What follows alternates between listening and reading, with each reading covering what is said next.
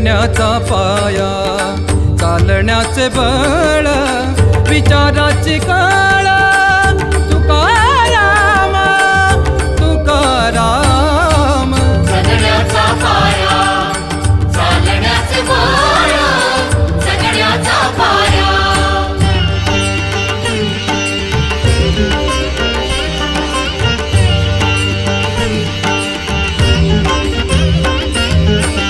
शब्दांचे इमान, अक्षरांचे रान, शब्दांचे इमान, अक्षरांचे रान, अभंगाचे पान.